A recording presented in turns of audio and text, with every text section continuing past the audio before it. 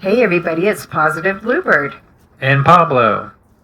So today, for our podcast, we are talking about our childhood amusement parks.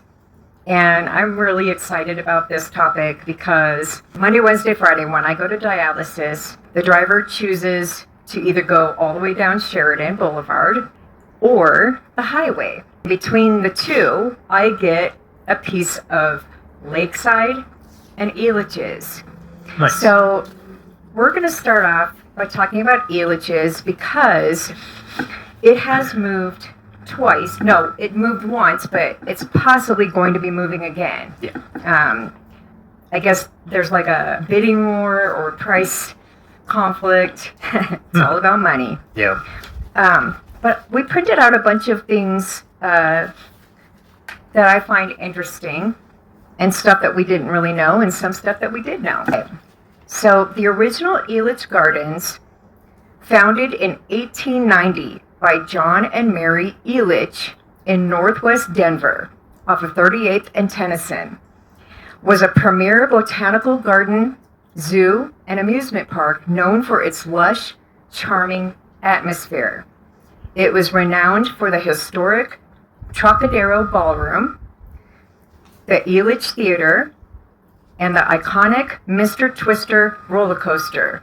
The park closed and moved in 1994 to a downtown location, and that made a lot of us upset. Oh, yeah. Now, in 94, I had been graduated for a couple of years, and Jason and I, which is Ryland's dad, he and I were probably getting our first apartment together behind Southland Mall, and so when I heard that it was getting torn down and moved, I mean, that really ticked me off. How did you feel about that? It upset me because I had more memories at the old location versus the new location. Yeah, I think a lot of us Gen X do. Yeah. And maybe boomers. Like, I don't remember how many times I went to the newer location, which is the heart of Denver. I probably went there 4 times versus hundreds of times at the original location. I can picture bits and pieces when I read that there was a botanical garden. I don't remember the zoo. Neither do I. We have to remember, from 1890 all the way to 1994, a lot of transitions happened. Rides were sold to other theme parks nationwide. Lots of renovations to try to keep up with the public, a sign of the times, and then the 1930s hit. So anywhere between the 1930s to the 1980s, these theme parks were hopping. Oh, yeah. So let me read this other interesting information here. So right now, it's a concrete-heavy location. The original was known for beautiful gardens, mature trees, cozy, romantic, and family-oriented ambience. And I don't think I remember much of that when they moved it. Yeah. It's like they just took the rides and plopped it there. Yep. You know what I mean? It housed the nation's longest-running summer stock theater, Elitch Theater, and featured concerts from big names like Benny Goodman. The park featured a zoo, which we already talked about, the ballroom. And I don't remember it being called Mr. Twister. We just called it the Twister. Yeah, we called it the Twister. So they may have changed. They could have, and yeah. took Mr. away. Yep. At some point. Yeah, so it was sold to developers. The park moved to its current downtown Denver location in 1995 due to space constraints and neighbor noise complaints. So we were talking about this morning.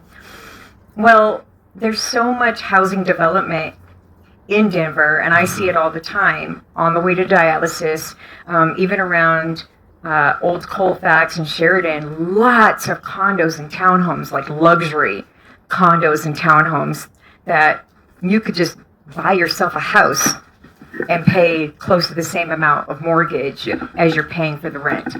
And a lot of these one bedrooms in Denver are starting about $2,300 a month.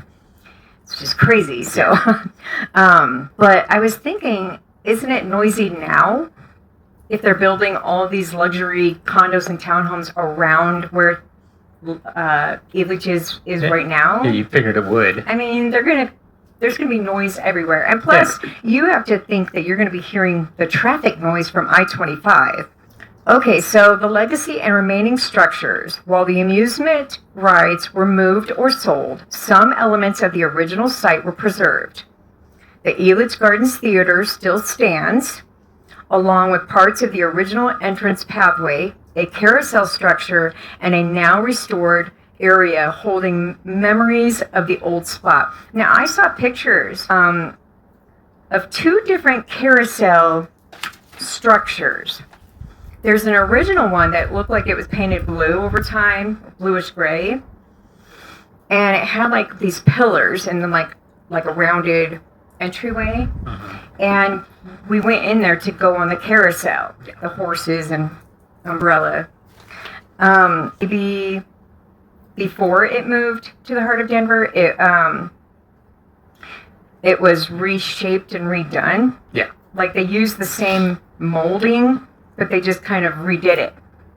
Because they kind of look the same, but they kind of don't. I have to show a side by side. But and I was going to tell you guys, the original Elitch Theater is still there at the original Elitch's, because back in, I want to say 96, before I started the Olive Garden, I went to work with a temp agency with a builder company. Okay.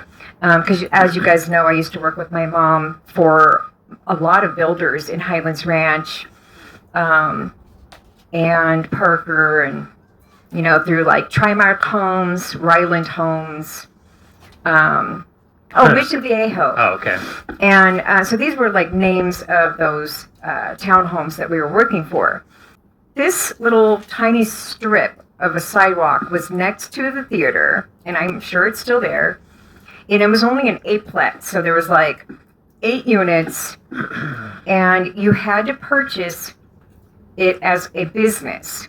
You can't turn the main floor into like a living room and kitchen and all that. It's sold as a business, duplex type or double style. So when you're done, you just go home upstairs. And so I would have to show people up and down the stairs in 8 units, like all day long, every day, before I worked at the Olive Garden in Highlands Ranch. And so we would discuss the old original Elitch's. We would discuss the theater. Now, I'm surprised I didn't find this information online, but what I was told from my boss at the time is that there was a group of famous actors and actresses that put their money into saving that theater, and they were supposed to use it for like comedy, Broadway plays, small little skits for children, things like that. I don't even know if they've been using it. So I don't know if they just keep putting money into it to save it. I don't know. Yeah. But I want to do a little more research on that. Oh, yeah. Do you remember when it turned into Six Flags Elitch Gardens? That thing got I used to pricey. tease Gerald that he looked like the Six Flags guy at the beginning of the commercial. That silly bald guy with the big, yeah. Yep. Yeah, he had the big, thick glasses. You're better looking, don't worry. But anyway, they had this goofy guy, and I believe it was because Six Flags was rebranding and trying to help save Elitch Gardens from bankruptcy. Yeah. And then the new owners dropped the Six Flags branding, rebranding it back to Elitch Gardens. The current status as of 2025, Kroenke Sports and Entertainment. Is it Kroenke? Kroenke? Kroenke Sports and Entertainment became the sole owner of the land, with plans for the site to be redeveloped as part of the River Mile project. However, the park currently continues to operate at its current location. Okay. And it's been there 30 years now. I think they should just leave it alone. Yeah, pretty much. Yeah, so it was sold to CNL Properties to reduce Six Flags corporate debt.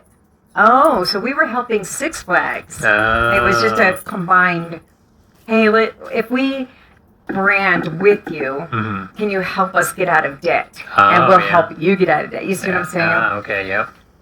So following the sale, park management took over operations, reverting the park to a smaller regional focus rather than being a part of a national chain.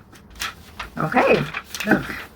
So I would like for you to talk about our other favorite amusement park, Lakeside. Oh, Lakeside Amusement Park is a historic family-owned amusement park in Lakeside, Colorado. Known for vintage charm, classic rides like the Cyclone roller coaster and its White City style, inspired by the 1893 Chicago World's Fair. Opened in 1908, it's the oldest amusement park in Colorado still operating in its original location, offering a nostalgic experience with affordable, cash-based pricing and free parking. Now I'm going to say something real quick. When they opened up in, was it 1906? 1908. 1908, they originally called it White City. Yeah. I mean, unfortunately, sign of the times, right? Yeah. And I'm trying to picture women with their giant, gorgeous hats and feathers sticking out of it, and their long dresses, getting on a roller coaster. Oh, yeah. Or these other rides. And the men with their top hats and their cane, and everybody was dressed up so dapper and so beautiful that it's like, were they holding on to their umbrella and their little purse, and you know what I mean, their gloves, and but yeah, if the original Elitch's was still in its same place, it would be the oldest in Colorado. Okay, read on. Okay, the Cyclone Coaster, Wild Chipmunk, and a miniature train with many original 20th century buildings and rides still in place. Yep. Now, the atmosphere offers a retro old school vibe, especially magical at night with its vintage lights, and it's known for being less technologically advanced than modern parks. Nice. Has flexible affording pricing, including Spectre-only admissions, individual rides, coupons, and all-access passes with cash often required for the rides and food. Now it's only $5 for us to get in per person if we're not riding. Yeah. I just had it in my mind this morning that, like, maybe when I'm a little bit older and it's still there, we hope, I would love to just pay $5 just to go and people watch. Oh, yeah. You know, and just watch the children enjoy what we enjoyed in our day. You know what I mean? Yeah. We took the kids there, and Shiloh was sick that day. Mom fed her too much food on purpose. But anyway, she was able to ride a few rides by the end of the night. Because I just kept telling her, you just got to get it out of your system, girlfriend. Yeah. Because I'm like, we just got here and we just paid, like, at the time it was like $14 or $7 per like person. $14 per person. Yeah. And now I saw online it's moving up to $35. Yeah. Now the reason for that, I believe, is because, and you're going to probably read about this, is because they have been doing a lot of work. And I've been seeing it as we pass to go to dialysis. I look over there and I see like 8 cars in the parking lot. Yeah. And I have seen some workers with their hats on, sawing and moving boards to the original roller coaster. And a lot of that is dry rot. There's also a guy that I follow. I can't remember his name. I just happened to find him on TikTok. And it just said Lakeside. And I'm like, oh my God. And he's been working there for 16 years at night for security. And sometimes he has to kick people out that have climbed the fence. And, so, yeah, I just thought that was really interesting. He was talking about all the renovations. What I have seen on some of the rides that kind of are on chains, and it's like a swing, and they just go around for the kiddie. Oh, yeah. Yeah, in the kiddie park. Yeah. They have taken, do you guys know those huge blue water barrels that some church members stock up on? And they used to do that back in the day. They'd have it in their house or outside in case there was like an apocalyptic thing going on. You would have water.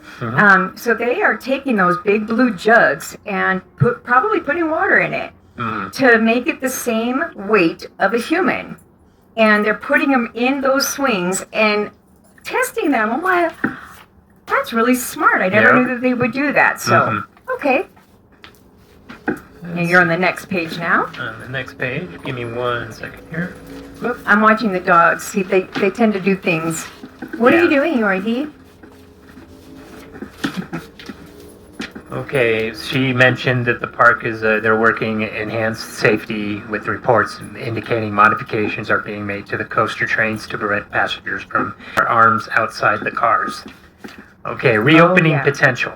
After being closed since 2022, the cyclone was spotted testing in early 2026, leading to hopes that it could reopen for the 2026 season, although no official date has been set. Yeah, right now it does say it's temporarily closed. Mhm. They have had some lawsuits, and I'm sure Elitch's or any other amusement park around the world has had the same thing going on. But somebody had a lawsuit in 2022. He or she stuck their arm out sideways, Mm-hmm. and I don't know what they were trying to do. Probably trying to touch some other ride or something, Mhm. or maybe a piece of wood that was holding this up or that up or whatever, and it broke their wrist, and they Mhm. decided to sue. And we were talking about this morning. Like, we used to put our hands up Yeah, on a roller coaster, of course. not out sideways trying to grab Yeah, that other rides or Mhm. people or whatever. I just Yeah. find that ridiculous. And I just asked Gerald, do you think sometimes these lawsuits, people are doing things on purpose? They probably are. It's all about money. Yep, they And just want money. sometimes I think once they get strapped in, I think they're like unstrapping or unbuckling. Because like when that one piece comes down, it's like a bar. Yeah. That latches, okay, and it's locked until the person working there can unlock it with that little button. Yeah. But you're also strapped in.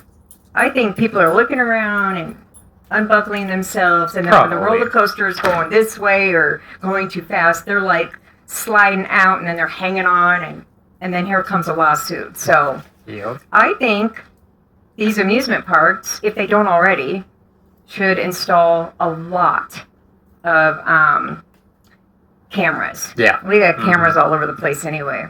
Now, that guy that is doing security, he did say that there's a lot of cameras. What I was also going to say is I read that they are trying to create something to keep the passengers' arms inside the car. So they could be coming up with a dome Mm. that closes over you and your child. You're strapped in first, then maybe that bar is locked, and then maybe a dome so that you can't put your arms out. Mhm. Maybe that dome Makes will be sense. latched so that you can't pop it open and act like you're falling out. You know Yeah. what I mean? So, okay. Cool. So that's it on those two of Yep. Elitch's and Lakeside. Give me 1 second here. Okay, so I was going to mention one thing. Do you remember the Chipmunk? Yeah. Have you ever been on that one? Yeah, you remember I had Shiloh on that and I had to hold her back because she was about ready to fall out of the cart? Yes. Okay, so Yeah. the Chipmunk at Lakeside is another type of roller coaster, but the smaller version and more dangerous looking. It's like this capsule, okay? And you could fit 2 people in it. Yep. But the front person is like, looks like there's like nothing in front of them. Like they could barely put their feet in there. And I don't know if you have to have your legs bent, but I've never been on the Chipmunk. Because when my dad went on it back in the 80s, I literally thought that he was going to fall off, because what it does is it jerks you on purpose to the edge of that roller coaster. It does an abrupt stop, makes you go like this, and I thought he was going to go overboard too. Yeah. And then it spins you this way and jerks you and goes this way. Like, I was like, nope, I'm not going on that. So anyway, the next one Gerald's going to talk about is Cave of the Winds Mountain Park. Yes, Cave of the Winds Mountain Park is located in Manitou Springs, just outside of Colorado Springs. This park features cave tours and outdoor thrill rides like the Pterodactyl. I went to Cave of the Winds when I was real little. I honestly don't remember it. I don't remember. Really? Yeah, I don't remember being inside. Really? I don't even. I remember the strange thing is like Cave of the Winds, and then you had Dinosaur Park. Yes. Dinosaur Park, I remembered all of it, but Yeah. for some reason, Cave of the Winds, I do not remember it. Probably because it just didn't thrill me. Well, I mean, you're following a tour guide, Yeah. and back when we were like preteens to teenagers, we were like, "Oh, this is boring. I can learn this at school." You know, Mrs. our teacher, Mrs. Shonin. Shonin, yeah. We used to call her the Shining. Yeah. She was mean, Mm-hmm. and Yorgi keeps eating things off the floor. You're Yeah, we don't feed our pets. But yeah, I remember going into a cave and seeing the stalactite and stalagmite and all of that. And they had a bunch of lights in there that would show the colors on the side of the mountain and all that. And I remember it was very humid in there. A lot of pointed stalactite and stuff. And I think I went with my family. And we probably went at least 4 or 5 times. I thought it was pretty nice. Ruined my bangs, made my bangs flat. But I do remember the gift shop. And we would take home like bags of rocks and crystals and things like that. And I still have a lot of those. One that I didn't print out was Estes Park. And there was a gift shop up there, maybe alongside the restaurants that we were eating at with my family. And back in high school, when I was dating you, do you remember the moccasins I would wear? Oh, yeah. Because they became so popular. I want a pair of moccasins again. Just like the ones I had. But, yeah. So, I really wanted those moccasins because I was trying to be popular and be in with the in crowd and stuff. Well, it didn't make me that popular. It kind of did, but the joke was on me. But anyway. So the next time we went, my dad bought me my moccasins, and they went to the ankle, and they had fringe all around. And I would wear those with shorts. I would put pantyhose on with them, or leggings with shorts and my moccasins. Like, all the cheerleaders were wearing moccasins. Some of them would wear them laced all the way up to their knees. There were boys wearing moccasins. Some of them came in black, white, brown. Like, yeah. Yeah. Mine was sort of a caramel color. Yeah. And we would get more crystals. And then there was a necklace that my dad bought. I still have that necklace down in my jewelry box. But it's like a smooth black and white and gold multicolored stone. And then there's like this little white crystal that's hanging down in the middle.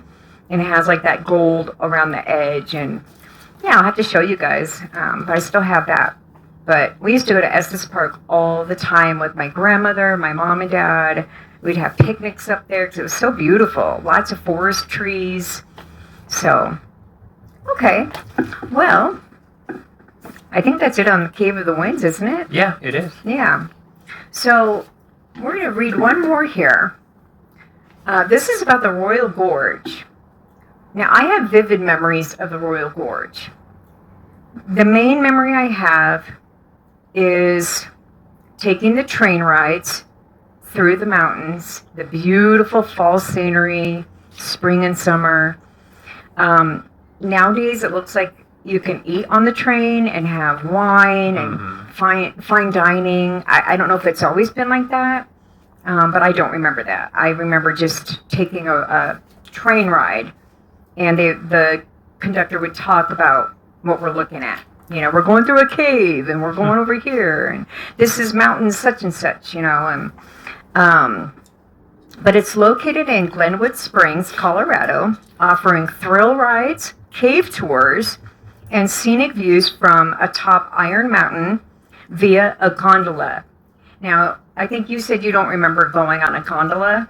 I was real little. I was Okay. like 6. Okay. So, I was little too, but I do remember it. yeah. I was scared. It's like a zip line. You're in a round box with a few people and your family and windows, and it's taking a zip line. Yeah, it has a pulley system Yes. on it. It takes you up and then it takes you down. And Yes, you're like, and you're like looking down, Uh-huh. and yeah, it scared me so Mhm. much.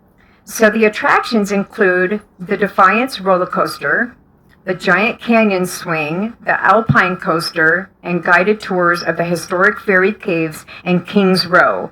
Now, I don't remember any of that, I don't remember that either. so I don't remember. That must be like some Amusement like an parks. add-on or something, maybe. Maybe they probably added it Yeah. in the 80s or 90s. Yeah, maybe.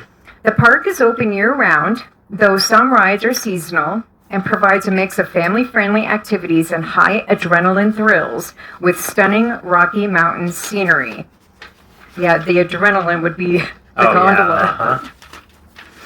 Uh-huh. Okay, so the train track itself was called the Royal Gorge because of the Royal Gorge War between the Denver and Rio Grande and Santa Fe railroads. While the tracks date back to the late 1870s to reach silver mines in Leadville, the modern Royal Gorge Route Railroad, as a dedicated scenic passenger excursion, began operating in the 1990s. Okay, well, that makes sense Yeah, then. it does. Key historical milestones. From 1878 to 1879, the Royal Gorge War took place as competing railroads fought for the narrow canyon route. Wow. Learn something new all the time. Yeah, no kidding.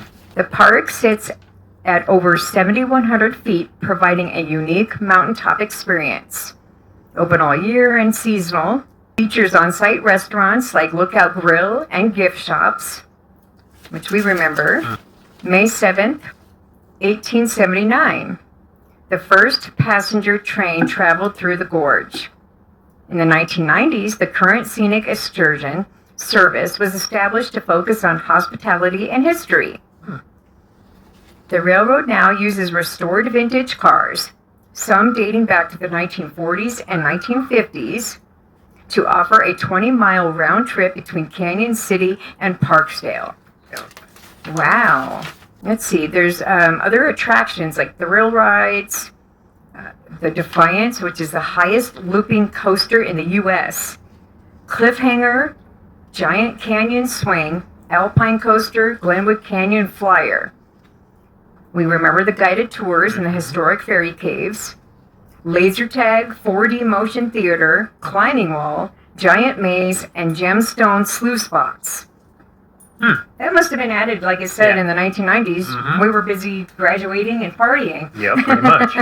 Let's see. A ride up Iron Mountain with panoramic views of Glenwood Springs and the Roaring Fork Valley. I've never heard of Roaring Fork Valley. Have Yeah, you? no. Gee.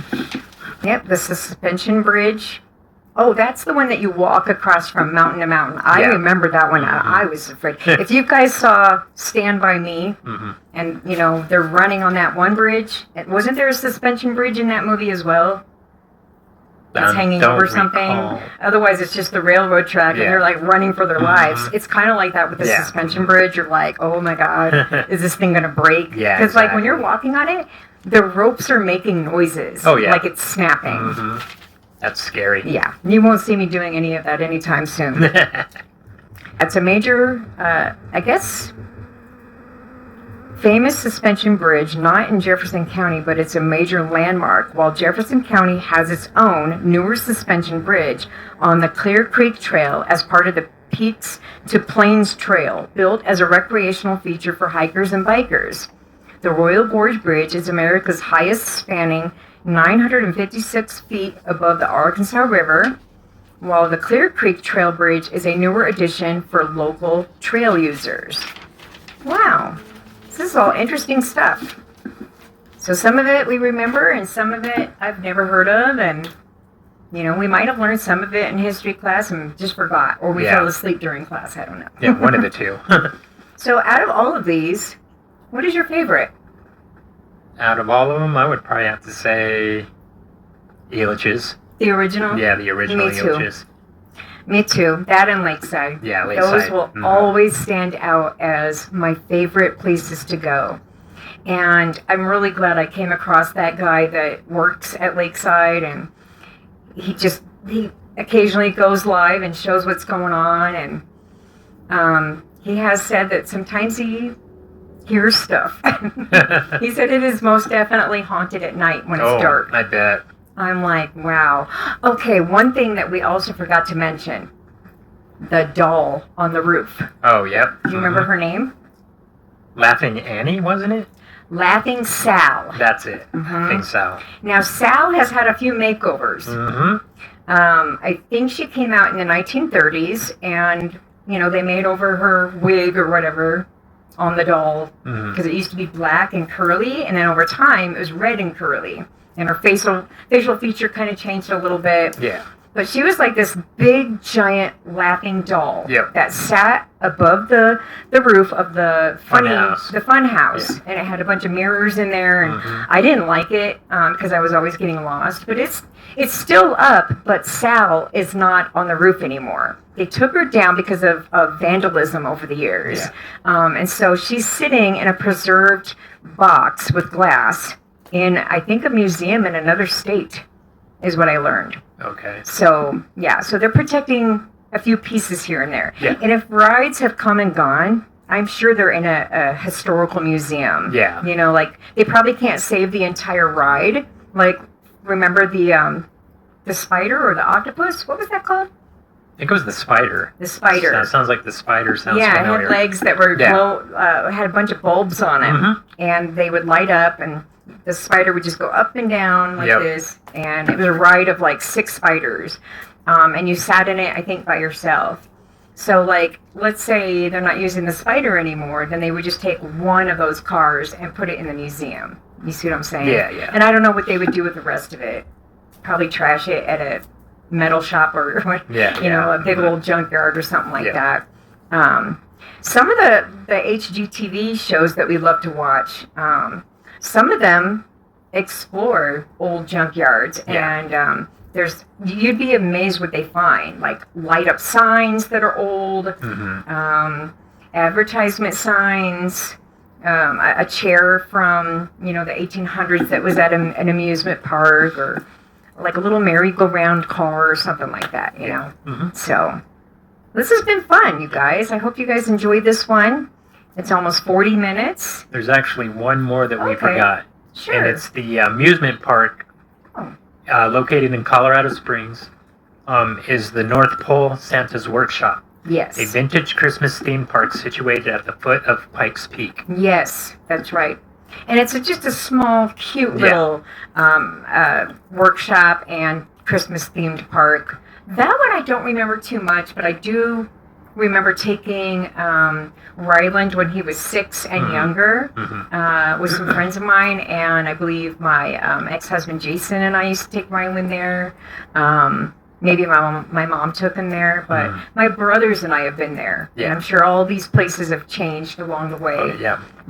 Sometimes I just wish things would just stay the way they are when they're originally made and built. But I understand we have to recreate stuff to keep it safe and from erosion and safety features and things like that. So, we'll think of another topic to discuss on the next one in the next 2 to 3 weeks. So, happy May, everybody. I can't believe it. Summer is just right around the corner. It's right around the corner. Peace out and stay positive, everyone.